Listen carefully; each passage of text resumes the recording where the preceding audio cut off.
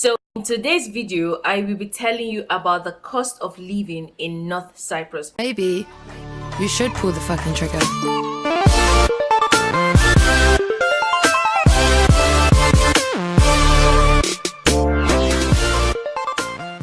Hi guys, welcome back to my channel. If this is your first time, don't forget to subscribe and hit the bell button for notifications whenever I upload a new video. And if you're returning, thank you so much.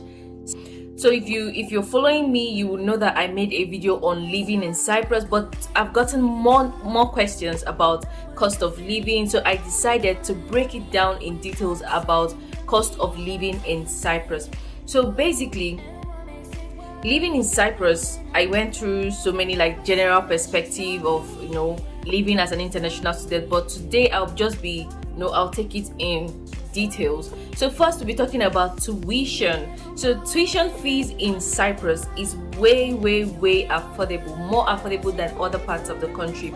And for every student, there is usually a 50% scholarship for some schools. Some schools give 25%, and some people even go as far as giving you 75%, depending on your CGPA from your previous school or from your WAEC or from your high school result. The percentage of the scholarships basically differ and they vary according to different schools. So first thing you have to know is that tuition fees in North Cyprus is very affordable. So if you're looking to send your children abroad, if you're looking to send your children in a country that is not your country, North Cyprus is a place to be, because you might not have to spend as much as you will spend when you send them in other countries. So let's talk about accommodation. So before you come to North Cyprus, you have to make your inquiries about where you're going to live. So for international students, like I said in my other video, I will advise you to live on campus so that you can get to know the environment, you get accustomed, you adapt to the environment first before you can now think of living off campus.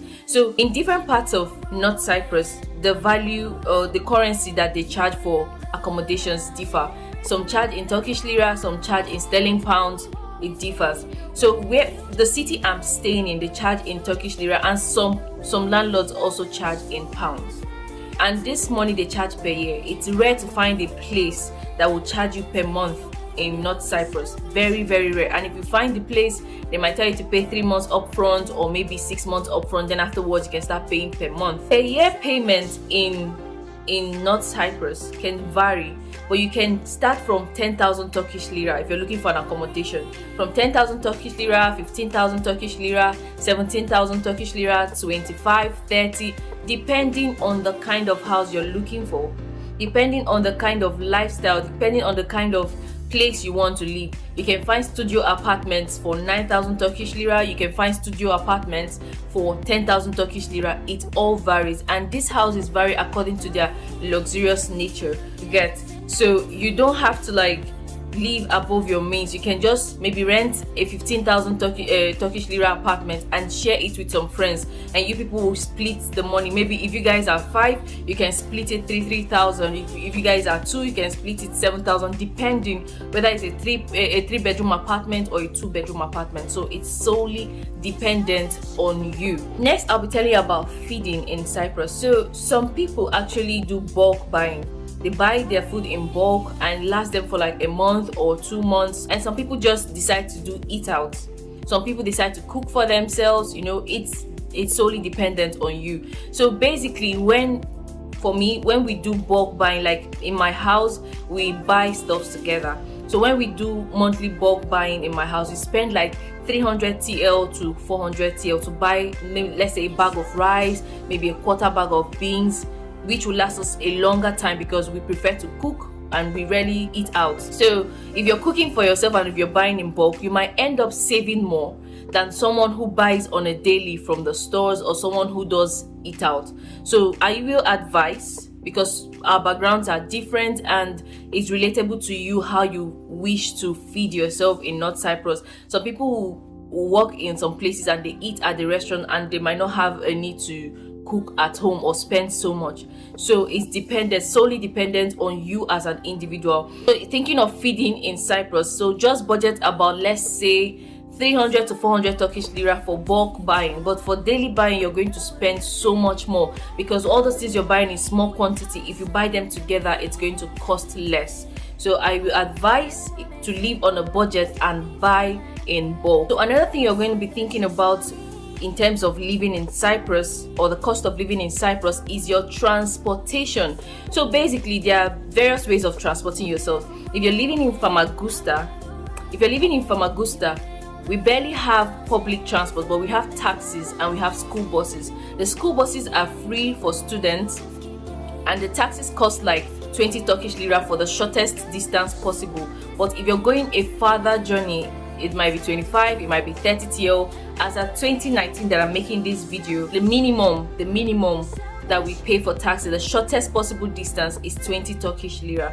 Now if you're moving from, let's say, from one city to another, the prices differ. Like if you're moving from Famagusta to Lefkoşa, as at this point I'm making this video, it costs 12 Turkish lira, and some transport services charge 10 Turkish lira. So it's solely dependent on you. Guinea, on the other hand, have public transport that moves within the city, which is very, very affordable. As at 2050, when I took the public transport in Guinea, I paid like 2.50 for a very long distance. Like it's very cheap if you're taking public transport in Guinea. I don't know how it is right now, but when I took it in 2015, it was extremely cheap. Now Lefkoşa, on the other hand, there are taxis, but they don't really drive around often, so you only order or you call for them and they come to your location. And there are school buses and there are public transport. The public transports are quite affordable. There is 4 TL depending on the location you're going to, but the farthest I have gone within the city, I paid 4 TL, which is very, very affordable. So you can see that the cost of living in different cities vary according to where you are staying in North Cyprus. There is İskele, there is Comprise. So there are different cities in North Cyprus. So the cost of transporting yourself from one point to the other varies according to the city that you're living in. So personally, it will depend on where you are. Now, last but not the least, is fun and relaxation.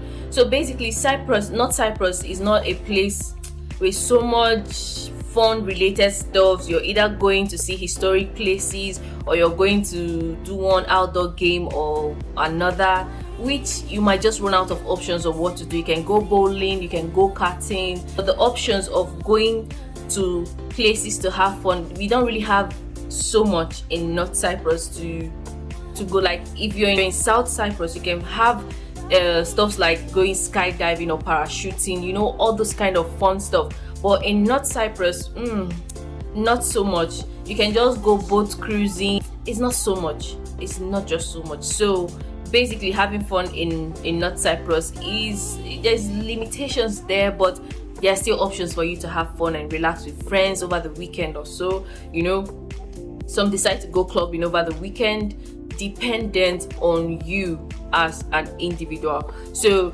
like I said in my previous video, North Cyprus is a very, very safe place to be. It is rare before you find any kind of harassment, or you're being bothered in your space. You know, everybody respects your boundary till you let down the boundary. So that's it for this video, guys. Don't forget to like, share this video, and leave your comment in the comment section below. And till I come your way again with another vlog, another tutorial, how to, or maybe a rant, of course. Bye.